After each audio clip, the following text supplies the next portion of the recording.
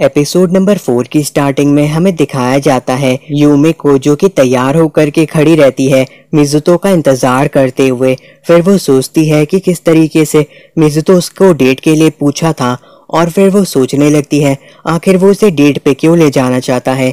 ये तो उनके रूल्स के खिलाफ है। लेकिन जो बहुत ही ज्यादा क्लोज सिबलिंग्स रहते हैं वो इसी तरीके से हॉलिडे पे बाहर जाते हैं और एक दूसरे से बाहर भी मिलते हैं, और जो स्टेप सिबलिंग्स है वो इसी तरीके से एक दूसरे से इंटरैक्ट करते हैं। तभी वहाँ पे मिज़ुतो आ जाता है और यूमे उसे पहचान भी नहीं पाती है क्योंकि उसका हेयर स्टाइल चेंज रहता है। यूमे फिर अपना फेस दूसरी ओर कर लेती है क्योंकि उसे मिज़ुतो काफी ज्यादा ही हैंडसम लग रहा था। फिर वो दोनों एक एक्वेरियम के अंदर जाने लगते हैं, लेकिन वहाँ पे काफी ज्यादा लंबी लाइन रहती है। यूमे तभी सोचने लगती है एक्वेरियम तो एक ऐसी जगह है जहाँ पे कपल और साथ ही साथ फैमिलीज एक साथ जाती हैं, लेकिन मिज़ुतो उसे यहाँ पे क्यों लेके आया है, क्योंकि वो दोनों तो एक दूसरे को डेट भी नहीं कर रहे हैं। क्या ऐसा हो सकता है कि ये सच की डेट है? फिर वो मिज़ुतो की ओर देखती है और सोचने लगती है अभी उसे देख के लग रहा है कि वो काफी ज्यादा ही मिस्टीरियस और इंटेलिजेंट है। मिज़ुतो को इतना ज्यादा हैंडसम देख करके उसे ऐसा लग रहा है कि ये कोई सपना है, और यूमे बस लगातार सोच रही रहती है कि वो काफी हैंडसम लग रहा है। मिज़ुतो जब टिकट खरीद लेता है और फिर यूमे से चलने को कहता है तो यूमे ऐसा दिखाती है जैसे मानो उसे कोई फर्क ही नहीं पड़ता है। फिर मिज़ुतो उसका हाथ पकड़ के उसे ले जाने लगता है, जिससे यूमे काफी ज्यादा ही घबराने लगती है। कागुरे और मिनामी भी भेस बदल करके उनका पीछा कर रहे रहते हैं। मिज़ुतो फिर सोचता है कागुरे ने उसे क्या क्या प्लान में बताया था। कागुरे ने बताया था कि अगर उन्हें मिनामी जैसी अजीब सी लड़की से दूर रहना है तो उन्हें ऐसा दिखाना होगा कि यूमे अपने छोटे भाई को पसंद करती है, जिससे उसकी जो उम्मीद है मिज़ुतो से शादी करने की वो पूरी तरीके से खत्म हो जाए।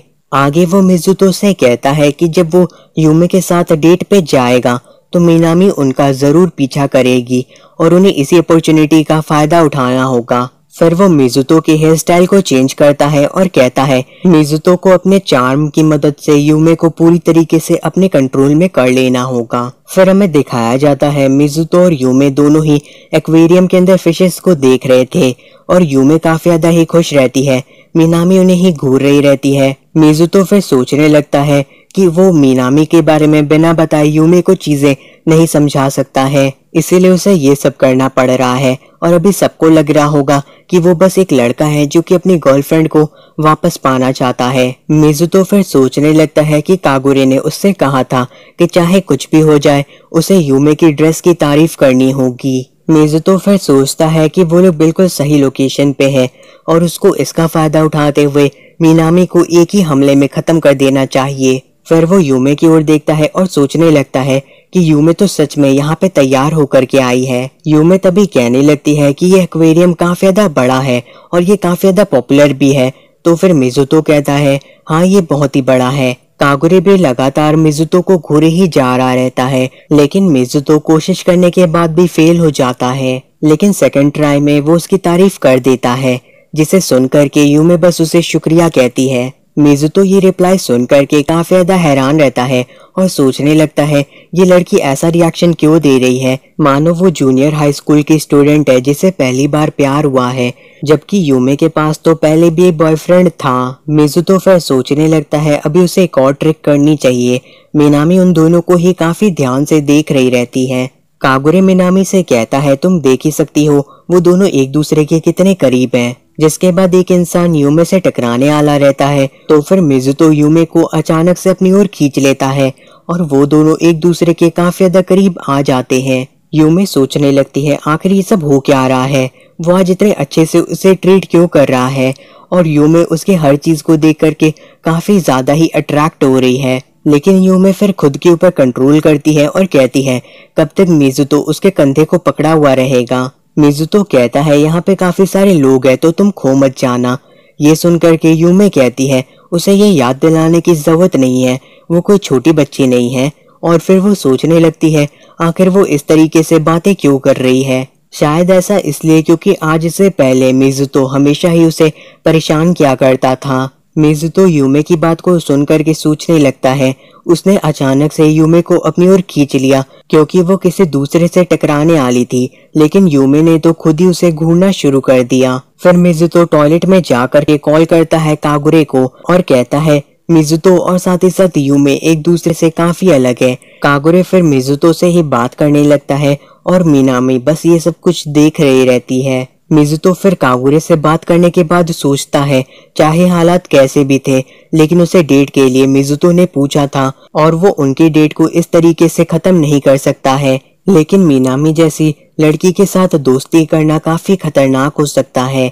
यूमे तो उसकी गर्लफ्रेंड भी नहीं है, लेकिन उसकी वजह से उसे काफी सारी चीजें झेलनी पड़ रही हैं। और फिर हमें यूमे को दिखाया जाता है जो कि अकेली बैठी रहती है गार्डन के पास और सोच रही रहती है। उसने 3 काफी बड़ी बड़ी गलतियां कर दी। टॉयलेट के पास काफी बड़ी सी लाइन थी तो वो वहां से दूसरी जगह पे चली गई और एक्वेरियम का रास्ता काफी ज्यादा ही कंफ्यूजिंग है। साथ ही साथ यूमे को तो कभी भी अच्छे से मैप पढ़ना नहीं आता था और इन्हीं सभी गलतियों की वजह से उसे मिजुतो के सामने न चाहते हुए भी हार मानना होगा। फिर वो सोचने लगती है कि आखिर वो इस तरह की बेवकूफी कैसे कर सकती है, जिसके बाद वो मिजुतो को कॉल करती है। मिजुतो पूछता है आखिर तुम कहाँ पे हो, तो फिर यूमे कहती है नीले आसमान के नीचे।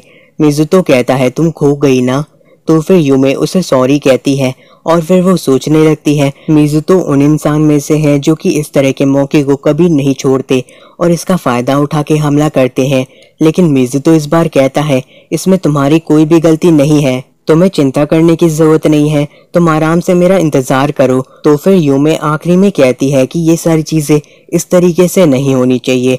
मिजुतो सोचने लगता है आखिर यूमे का इस चीज से मतलब क्या था। यूमे भी वहां पे बैठ करके सोच रही रहती है आखिर उसने ऐसा क्यों कहा, जबकि मिजुतो तो इतना ज्यादा ही हैंडसम और अच्छी तरीके से उससे बिहेव कर रहा था। वो कोई सरकास्टिक चीज भी नहीं कह रहा था और वो तो उसे चिढ़ा भी नहीं रहा था और ये 1 बिलियन गुना ज्यादा बेहतर था उसके पुराने वाले अनोइंग और इरिटेटिंग वाले रूप से। लेकिन फिर भी यूमे ने उसके लिए इस बार भी मुश्किलें खड़ी कर दी। यूमे फिर सोचती है जब वो छोटी थी तो वो काफी ज्यादा ही बेवकूफ थी, लेकिन फिर उसे एक ऐसी चीज मिल गई जिसे बॉयफ्रेंड कहते हैं। वो असल में मिजुतो से चलते हुए लाइब्रेरी में टकरा गई थी, जिसके बाद वो दोनों एक दूसरे से बात करते हैं और फिर यूमे उससे डेट पे चलने के लिए कहती है। वो दोनों फिर एक फेस्टिवल के अंदर अपनी पहली डेट के लिए जाते हैं जहाँ पे काफी ज्यादा ही भीड़ रहती है और वहीं पे यूमे खो जाती है और वो वहीं पे बैठ करके सोचने लगती है। टाइम बीतता जा रहा है और साथ ही साथ उसके पैरों में अब दर्द होने लगा है। फिर वो मिजुतो को कॉल करके उससे सॉरी बार बार कहने लगती है और वो रोते हुए बस यही सोच रही रहती है कि वो इन सभी चीजों से नफरत करती है। वो बस यही सोचती रहती है कि वो दूसरों के लिए मुश्किलें ना खड़ी करे, लेकिन वो हर बार ग्रीडी और एक्साइटेड हो जाती है जिससे वो सारी चीजें गलत कर देती है और उसके जैसे इंसान का इस दुनिया से गायब हो जाना ही इस दुनिया के लिए बेहतर होगा। तभी उसके सामने अचानक से एक कॉफी का कैन आ जाता है और मिजुतो कहता है आखिर तुम सोच क्या रही हो। अगर मैं सच बताऊं तो मैं काफी ज्यादा ही थक गया हूँ, क्योंकि मैं तुम्हें चारों ओर ही ढूंढ रहा था, क्योंकि तुमने फोन पे ही रोना शुरू कर दिया था मानो तुम पूरी तरीके से ही टूट गई हो। लेकिन तुम्हें चिंता करने की जरूरत नहीं है, मैं से लेकर के तुमसे नफरत नहीं करने वाला। मुझे पता है कि तुम काफी ज्यादा ही केयरलेस हो और तुम बहुत सारी गलतियां भी करती हो और मुझे आज ये भी पता चल गया तुम काफी आसानी से खो भी जाती हो, लेकिन तुम्हें चिंता करने की जरूरत नहीं है अगर मैं तुम्हारे पास हूँ। तभी यूमे देखती है उसके सामने वापस से एक कॉफी का कैन आ गया है जो कि असल में मिजुतो ही ले करके आया था। फिर वो सोचने लगती है आगे मिजुतो ने कहा था कि अगर वो चाहे तो वो उसे कितनी भी दिक्कतें दे सकती है, लेकिन अभी मिजुतो कहने लगता है तुम्हें सही रास्ता ढूंढना सीख लेना चाहिए। फिर वो दोनों ही वापस से आ जाते हैं एक्वेरियम के अंदर और लड़ना शुरू कर देते हैं बुक्स के रिव्यू को लेकर के। यूमे को डिसकंटिन्यूअस मर्डर केसेस पसंद रहती है और मिजुतो को डांसिंग गर्ल पसंद रहती है। ये सुनकर के यूमे कहने लगती है उसके हिसाब से तो वो पूरी तरीके से कचरा है। मिजुतो कहता है कचरा तो उसकी वाली है क्योंकि उसके अंदर हर कैरेक्टर आखिर में जाकर के मरी जाता है। वो लोग ऐसे ही लगातार बहस करते रहते हैं और उन्हें बैठ करके मिनामी देख रही रहती है।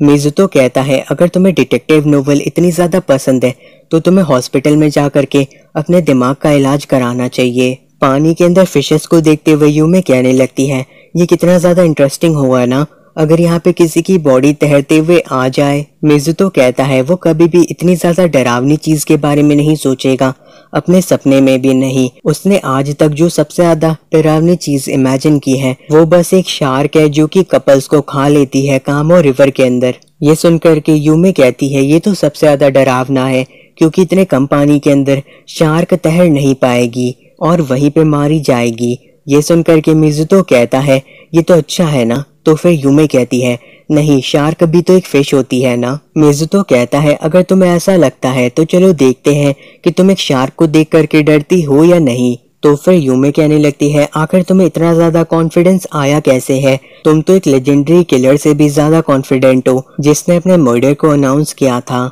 मिज़ुतो फिर सोचने लगता है उनका ब्रेकअप होने के बाद 6 महीने तक लगातार मिज़ुतो यूमे को काफी ज्यादा ही हेट करता रहा और उसे यूमे की हर एक चीज काफी ज्यादा ही अनोइंग लगने लगी थी, जो कि उसे हर वक्त ही परेशान करती थी। लेकिन अब वो दोनों ही कपल की चेन से आजाद हो चुके हैं, जिससे अब वो दोनों एक दूसरे को और ज्यादा हेट नहीं करते हैं। वो लोग अब बस एक स्टेप सिबलिंग है जो कि पहले कपल हुआ करते थे और अब वो दोनों ही धीमे धीमे करके एक दूसरे को इसी तरीके से एक्सेप्ट भी करने लगे हैं। फिर हमें दिखाया जाता है यूमे वहां से अकेले ही घर जाने लगती है। मिज़ुतो सोचता है वो लोग अब अकेले घर जाने वाले हैं, उनकी एक्वेरियम वाली डेट खत्म हो चुकी है। तभी उसे वहां पे मैसेज आता है मीनामी का। मीनामी फिर उसके पास आकर के कहती है ये तो काफी अच्छा कोइंसिडेंस है कि वो मिज़ुतो से मिल गई है।